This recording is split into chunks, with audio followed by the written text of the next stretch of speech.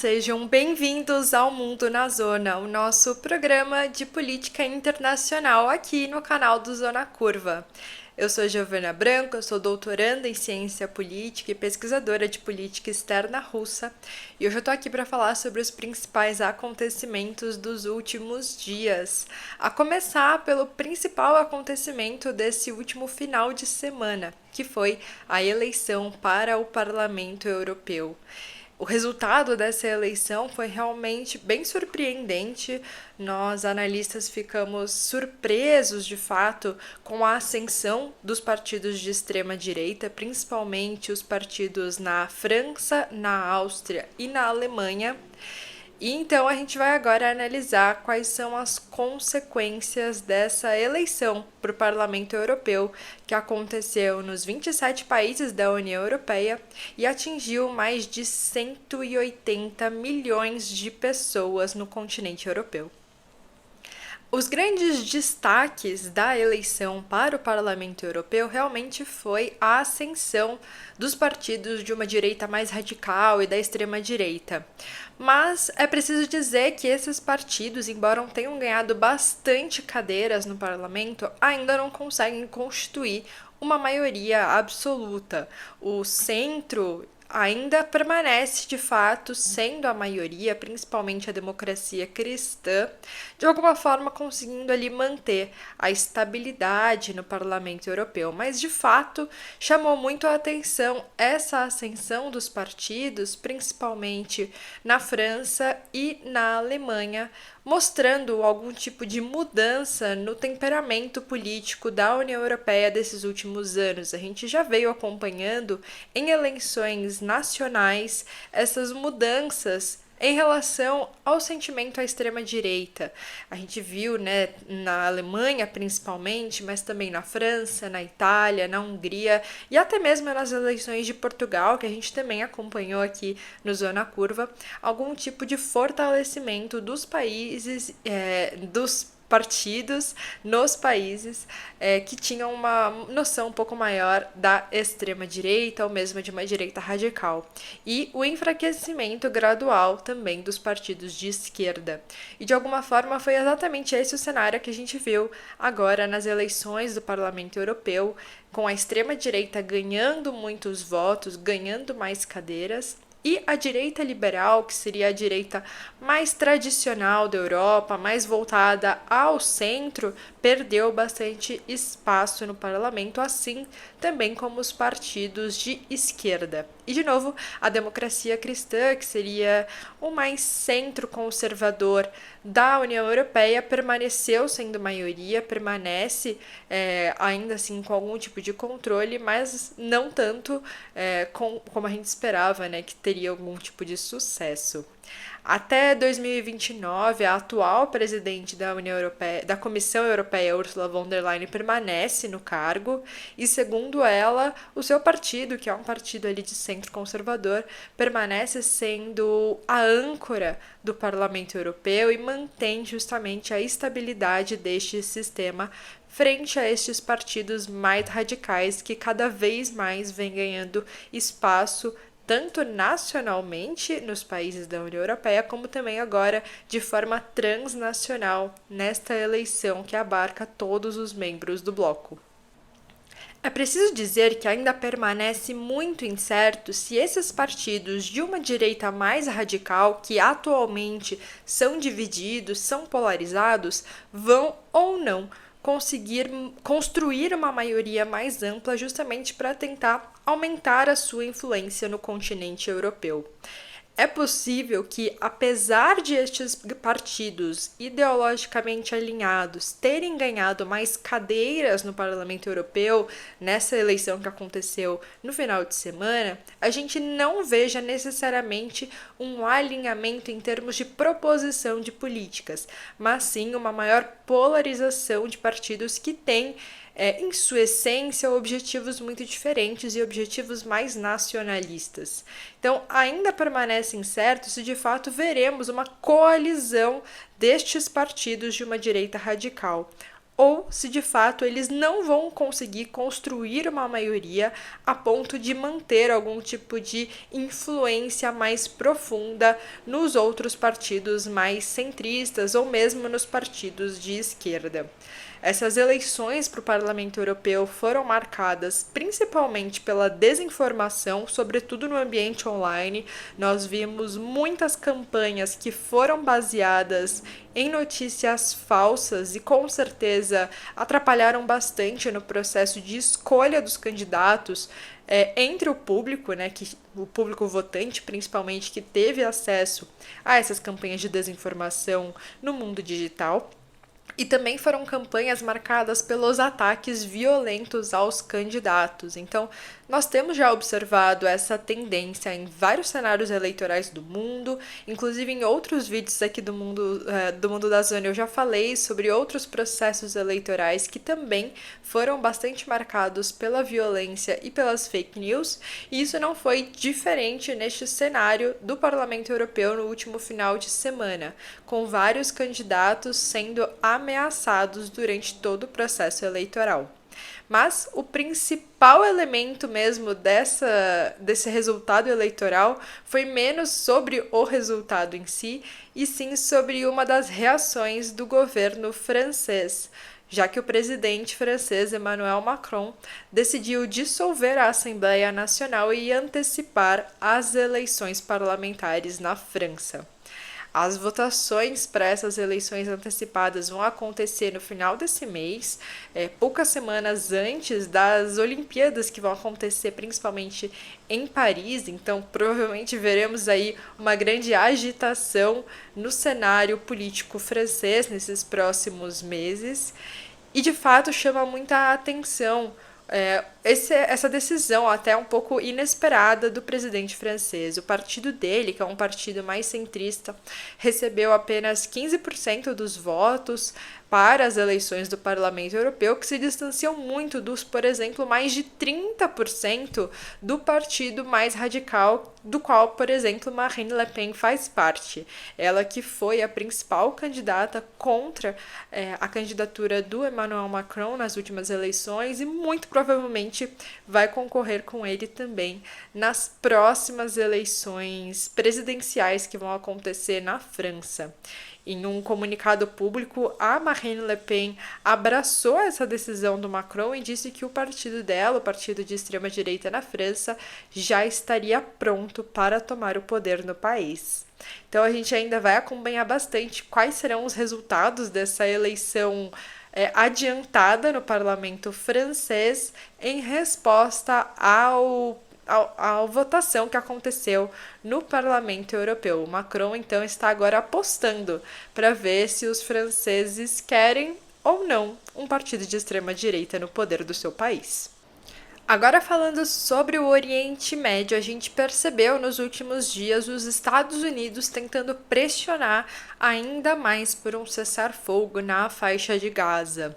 O secretário de Estado dos Estados Unidos, Antony Blinken, foi ao Oriente Médio para se reunir com vários dos representantes dos governos da região, justamente tentando pressionar cada vez mais o governo israelense e também os representantes do Hamas a aceitar uma proposta de cessar-fogo. A princípio, nós já tínhamos uma proposta levantada pelo governo de Israel e também uma proposta dos representantes do Hamas.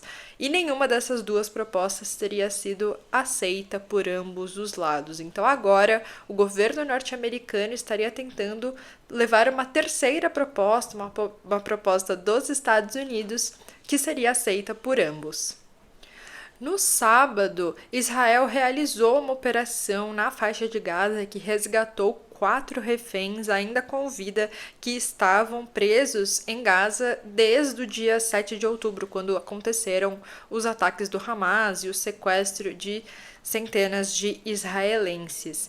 Mas essa operação que salvou esses 4 reféns teve como vítimas dezenas de palestinos que morreram durante esses ataques de Israel. E com certeza essa operação coloca a possibilidade de um acordo entre Israel e o Hamas ainda mais distante, já que o Hamas já declarou que repudia essa atuação do governo israelense. Israel, por outro lado, se coloca de uma forma completamente inflexível em relação a este conflito, já que o primeiro-ministro israelense, Benjamin Netanyahu, deixou muito claro que a operação de Israel em Gaza só termina quando todas as capacidades militares e políticas do Hamas forem extintas, algo que a gente já comentou em outros vídeos aqui, que seria praticamente um extermínio total de toda a população na Palestina, já que encontrar todos os responsáveis do Hamas e responsabilizar apenas essas pessoas seria praticamente impossível no atual cenário. Então, estamos de fato falando de uma catástrofe humanitária que Israel vem efetuando e planejando na faixa de Gaza.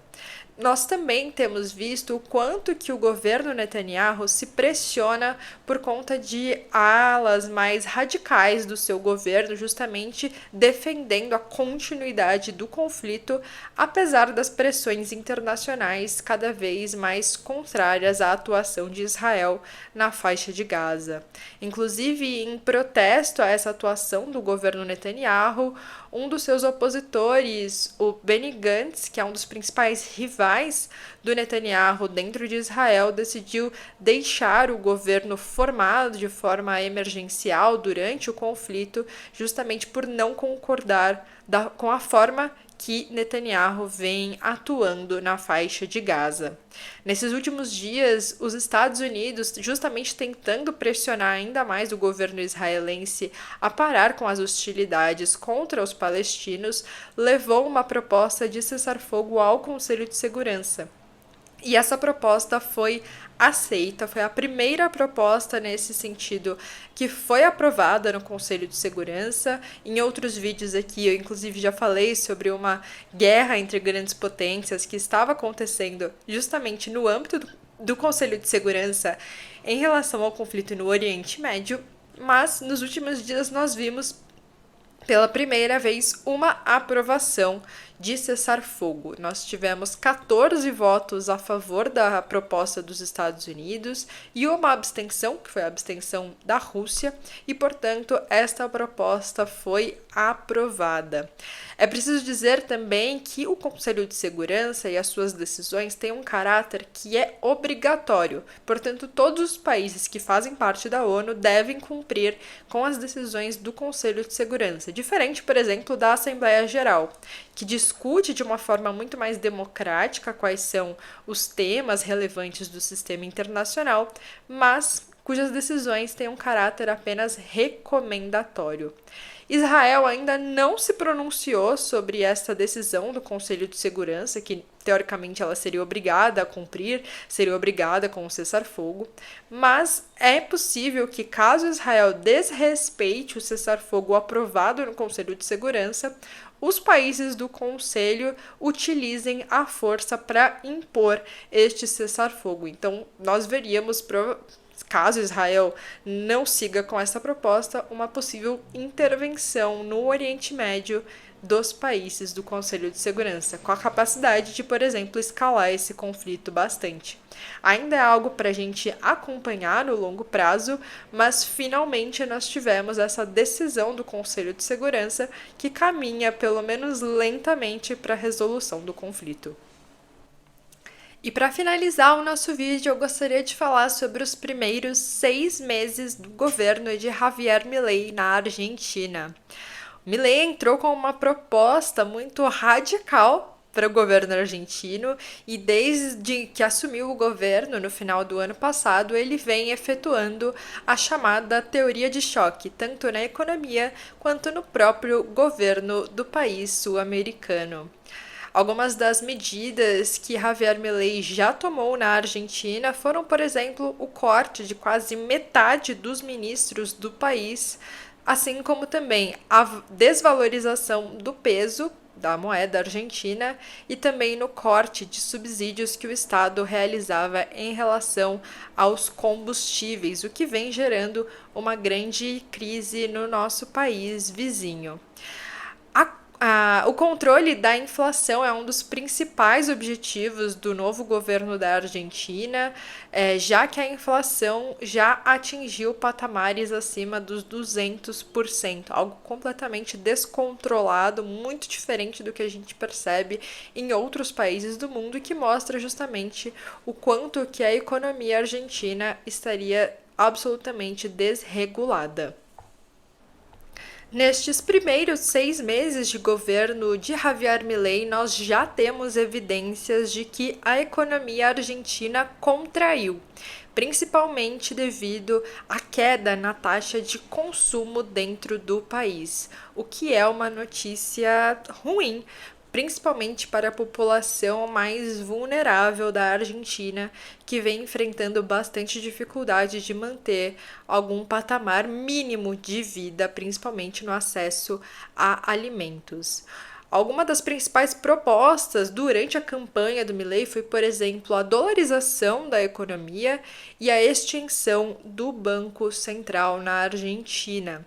E essas propostas vêm ficando, pelo menos por agora, em segundo plano. O Milei não avançou ainda na dolarização e nem mesmo no fim do Banco Central, muito por conta da sua situação política no país. O seu partido não controla a maioria no Congresso e, portanto, tem mais dificuldades de aprovar essas medidas que são necessárias, uma grande maioria. E o partido dele também, além de não ter a maioria no Congresso, vem enfrentando bastante dificuldade de fazer alianças com os demais partidos que entendem essas propostas do governo Milei como demasiado radicais para o cenário na Argentina.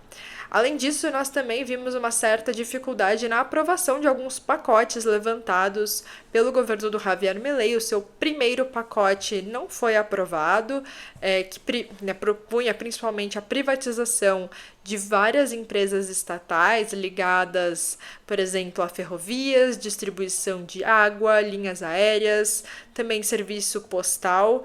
Isso foi também negado pela maioria do governo, mas depois de editar um pouco esse formato mais radical e passar novamente pelo Congresso em abril, este pacote teria sim sido aprovado primeiro, na primeira instância no Congresso, e ainda depende de uma aprovação no Senado da Argentina. Então, caminha lentamente algumas propostas mais radicais do governo Milei, principalmente essas propostas econômicas. A terapia de choque na economia vem sendo a principal marca destes primeiros 6 meses, buscando este cenário de um neoliberalismo mais radical, conforme a campanha prometida pelo Javier Milei.